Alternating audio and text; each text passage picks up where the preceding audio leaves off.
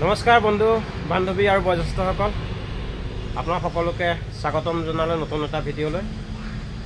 যিটো ভিডিঅ' বনাম আজি BS6 Bolero pickup next pickup. আৰু এই গাড়ীখন কি হৈছিলে বেমাৰটো আপোনালোকক ক'ম, কিয় ইমান সোনকালে ইঞ্জিন খুলিবলগীয়া হ'ল। বলক আমি গাড়ীখনৰ ওচৰলৈ গৈ লওঁ আৰু আপোনাক সকলোবোৰ ক'ম ভিডিঅ'ৰ মাধ্যমৰ জৰিয়তে। এইখনে বলেৰো পিকআপ নেক্সট BS6। এইটো হ'ল ইঞ্জিন, এবাৰ ষ্টাৰ্ট দিয়া।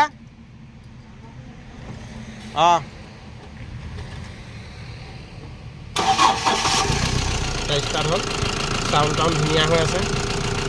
বন্ধ কৰি দিয়া।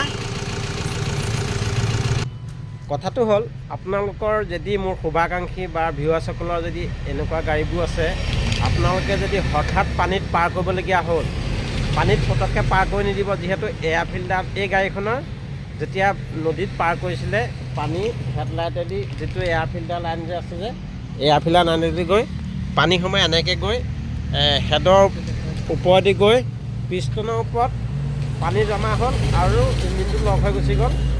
তাৰপিছত হেড গেছকেটটো গুচি গ'ল, ষ্টাৰ্ট নোহোৱা হ'ল। কাৰণটো হ'ল পানী এয়াৰ ফিল্টাৰটো সোমাই গ'ল। যেতিয়া ঢৌ উঠি যায়, যেতিয়া নদীত আপোনালোকে পাৰ কৰিব, লাহে লাহে পাৰ কৰিব, যিমান পাৰে লাহে লাহে পাৰ কৰিব। যেতিয়া পানী ঢৌটো এয়াৰ ফিল্টাৰ দি সোমাই যাব নোৱাৰাকৈ আপোনাৰ চলাব। যেতিয়া পানী সোমাই গ'ল, ইঞ্জিন লক হৈ গ'ল, তাৰ কাৰণে ইঞ্জিন বনাবলগীয়া হ'ল। সেই গতিকে আপোনালোকে যদি কাৰোবাৰ এনেকুৱা বলেৰো পিকআপ 207 RX থাকে, তেতিয়া নদীত পাৰ কৰিব। যেতিয়া ঢৌ ওপৰলৈকে উঠিব নিদিব, ঢৌ যে ইয়ালৈকে ঢৌ উঠিব, পানীৰ কমেই হওক দৰকাৰ হ'লে ঢৌ নুঠাকৈ আপোনালোকে গাড়ীখন পাৰ কৰি লৈ যাব। আৰু তেতিয়াই সমস্যাটোৰ পৰা সমাধান আপোনালোকে নিজেই কৰিব লাগিব, নহ'লে খৰচ বেছি কৰিব লাগিব। আৰু ভিডিঅ'টো কেনে পালে জনাবলৈ নপাহৰিব। আৰু হয়তো এই ভিডিঅ'ৰ পৰা কাৰোবাৰ উপকাৰ হ'লে, যদি আগতেও হৈছে, কমেণ্ট বক্সত এটা কমেণ্ট কৰিবলৈ আশা কৰিলোঁ। ধন্যবাদ।